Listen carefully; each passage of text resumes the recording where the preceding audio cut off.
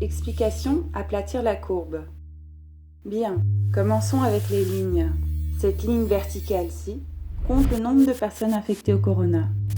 Cette ligne en bas compte le temps, comme un calendrier pour les jours, semaines ou mois.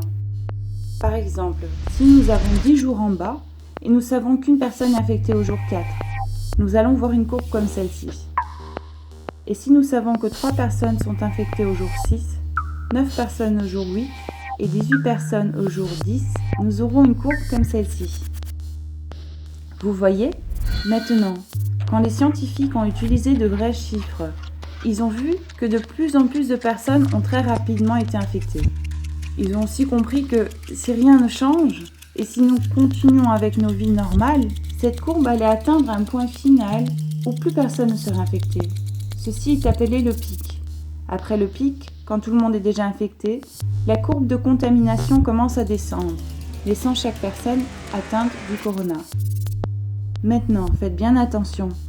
Cette ligne en pointillé est probablement la partie la plus importante de cette histoire, parce qu'elle démontre la limite de combien de personnes malades peuvent être accueillies à l'hôpital. Sous cette ligne, les personnes peuvent être traitées normalement quand ils arrivent à l'hôpital. Au-dessus de cette ligne, il n'y a plus de place dans les hôpitaux. Et ça, c'est le vrai problème. Mais les scientifiques sont très futés et ils ont trouvé une solution.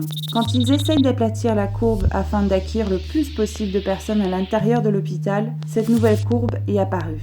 Cette nouvelle courbe permet à tout le monde d'être traité à l'hôpital. Si, au lieu que tout le monde tombe malade en même temps, nous pourrions tomber malade à des moments différents, peut-être dans quelques semaines, mois ou années.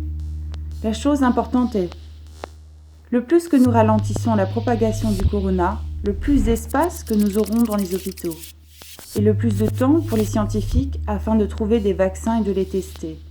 C'est pourquoi nous devons faire des changements radicaux dans nos vies de tous les jours. Et c'est pour cela qu'au lieu d'aller au travail, choisissez de travailler depuis la maison. Au lieu de rencontrer des gens, choisissez pour un moment la pratique de la distanciation sociale. Et au lieu d'éviter les faits, donnez une chance à la science d'aplatir la courbe. Merci.